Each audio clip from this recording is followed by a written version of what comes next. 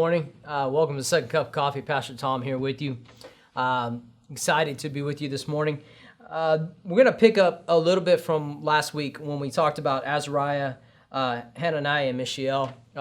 Again, Sunday school kids know them as Shadrach, Meshach, and Abednego, but their Hebrew names were Hananiah, Mishael, and Azariah.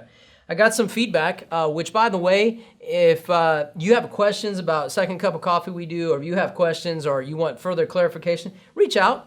Send us a note, post a comment, do something like that. We'd love to interact with you. But I got a note back, and a person was asking me, they're like, hey, I watched it, appreciate it, but man, that's tough what they went through.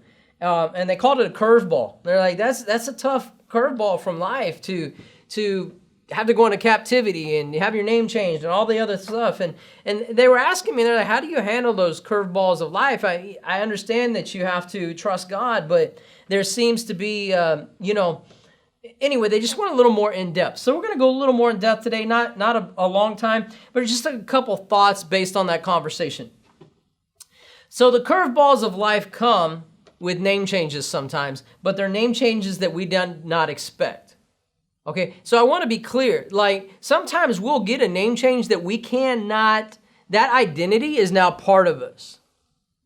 Okay, let me give you an example. A widow or widower, you can't unchange that. It's part of you. You had a spouse and now you don't. You can't unchange that. That's not a judgment of God. That's not God sent you into captivity because that's just the nature of life sometimes. Divorcee, I was married and now I'm not. A lot of different reasons for that, okay? Not all of them unbiblical. So please hear that. This isn't a judgment. These are just names that could be put upon us because of ex-boyfriend is one, right? Or ex-girlfriend, or ex-fiance, or forced retiree, right? I didn't really want to retire, but they forced me, right? I'm going to be a retiree. That's the name change, right? Or former employee, bankrupt, evicted. There's things that can happen, right? That go on. And so we get a new identification because of things that happen in life. Apostle Dave was talking about on Sunday about the suddenlies that happen not in a good way. Suddenly a tempest came up, right? So when that tempest comes up or that storm comes up or that occupation or captivity happens, it's not always based on my own doing. Right? He was talking about the disciples in the boat. They didn't have anything to do with the storm coming up. Some of you have gone and had name changes. You didn't have anything to do with why it changed. You just ended up in this place and now I have this identity. What do I do with that? Well, I have to encourage you today, even when that happens, what also remains is my identity in Christ. I may have a new identity or a new name or a new moniker that I didn't want, but that doesn't change my identity in Christ. The application of it might change a little bit. The implementation of it in my life may change a little bit, but the exertion, right, may change. For example, if I become a widower, I'm going to have to exert more to things in my personal life to be able to fulfill the other callings of my life as a pastor or preacher or whatever that is. Does that make sense, right? But it doesn't have to change my identity. Where I fall into trouble is when I let the tempest change my focus and change who Jesus is in my life, and I no longer see him as viable, because like with the tempest, Jesus was asleep in the boat. Well, Jesus, you're asleep at the wheel. What am I going to do? I want to take the wheel. I can't do that because it's a point of pride. At that moment, I can drive better than you can. I can't drive better than Jesus. Right? So no matter what my name change becomes, no matter what my identity happens to be because of a situation that's out of my control, that doesn't have to change my identity in Christ and how I view him. And that's very important. I got to keep my view of him accurate in the midst of the name change.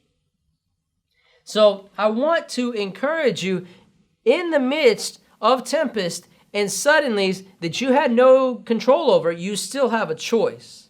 And the choice is to focus on Jesus Christ. And when you do that, and you focus on who he is, despite what you feel, despite that you think he may be asleep or whatever it is, going back to the tempest rising up and him being in the boat and being asleep. No matter what that is, you have to trust and you have to focus and you have to remind yourself of the goodness of God and know that you don't see the beginning from the end like he does. I'll leave you with a really quick story. I turned my life over at 25 at a church in Pacoima, California. I was born in DeLand, Florida, which is on the opposite side of the country. And my parents were pastors there. A lot of things happened. My parents got divorced. But my mom, in the midst of all that, decided to focus on Jesus Christ and who he was. And she would play records by Andre Crouch. He was a singer at the time, a gospel singer.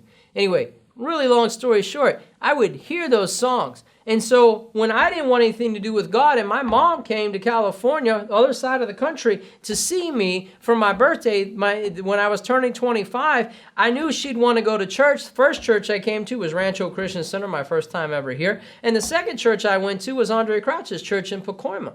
Why? Because she had focused on God in the midst of her tempest. And I could remember the songs, and I knew she'd want to be there. And so we went there, and it wasn't Andre that stood up, but a guest speaker who stood up and spoke a word, and I released my life to Jesus Christ in that moment. Why? She became a divorced person. She became my former spouse, but she didn't let that change her focus. Even though it might try to change her identity, she didn't let it change her focus, and I reaped the benefit of it years and years later because of what she chose to do in the tempest and in the suddenlies of life. Can you be those people? I think you can. We love you. God bless you. We'll talk to you soon.